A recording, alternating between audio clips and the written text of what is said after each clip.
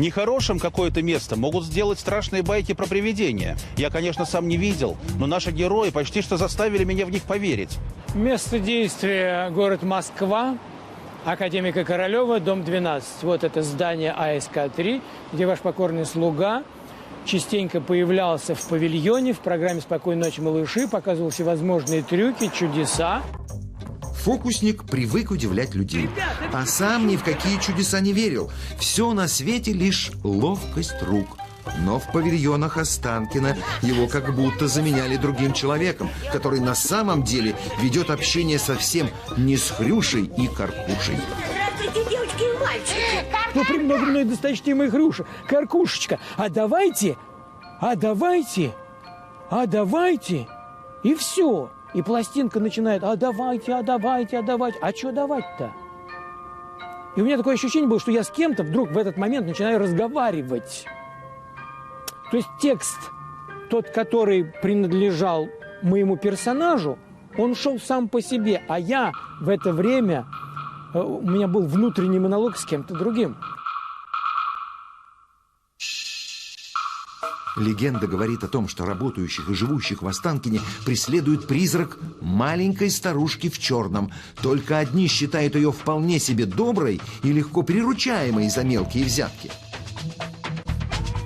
Если начинается новый проект, обязательно нужно маленький стаканчик или там чарочку старушке поставить, водочки. Если забудешь, толков не будет, проект закроют. Пытались там огурчик, все она не берет, любит сладости.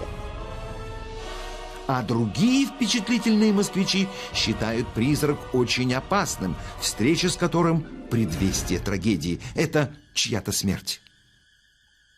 Но помню другое ощущение, вот как будто у меня иголка раскаленная воткнулась в бок, потом иголку выдернула и пошла дальше. То есть не ко мне она шла, не ко мне. Я был ей не нужен, не ко мне. Это потом я много-много лет спустя стал понимать, что мимо меня прошло, судя по всему, что-то страшное. Вроде рядом 3 православных храма, которые должны держать эту территорию в чистоте и безопасности. Но специалисты говорят, что даже такого количества позитивной энергии для здешних мест маловато. Разрывается, там болит голова. Вот, кстати, один из операторов уверял, что однажды съемки были допоздна, уже все устали. Вот он вышел покурить, и вдруг ему голова закружилась, стало плохо, и он так вот спустился, опустился. И когда открыл глаза, он оказался в Сокольниках. Как он там оказался?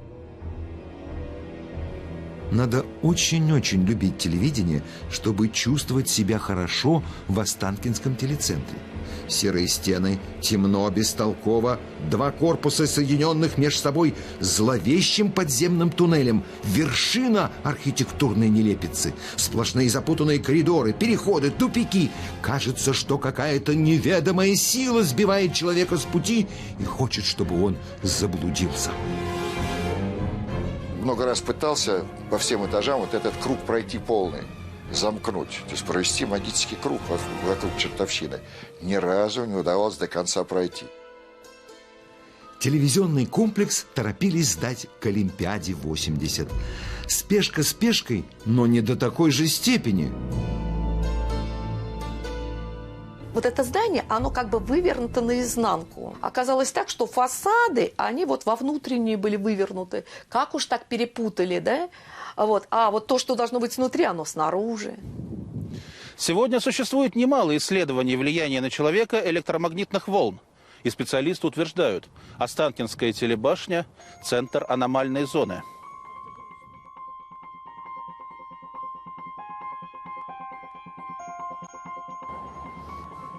Даже далекие от мистики аборигены признают, что постоянно ощущают соседство с главной телебашней страны.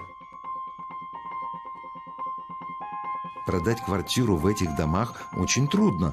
Кто-то боится онкологических болезней, кто-то нервных срывов, а кто-то необъяснимых техногенных явлений. Рассказывали местные жители, вот, что подходят к своей квартире и думают, о, муж уже вернулся домой, как бы свет горит. А заходят, а никого нет, и полутлеют лампочки. То есть сами лампочки накаливания, они зажигались, но не до конца, вот как бы вот видимо, что-то вот их подзаряжало. Еще в советскую эпоху заметили, что в Останкине всегда на градус 2 холоднее, чем в других районах Москвы. И специалисты по аномальщине говорят, что это еще один верный признак нехорошего места. Однажды Амаяк Акопян чуть не захлебнулся 2 глотками воды. Такое могло быть и в другом московском месте, но фокусник уверен, нет, только в Останкине. Мне дали попить воды, я чуть был не захлебнулся. Ни для кого не секрет, что это здание в свое время построили на том месте, где некогда был пруд с утопленницами, как утверждают старожилы.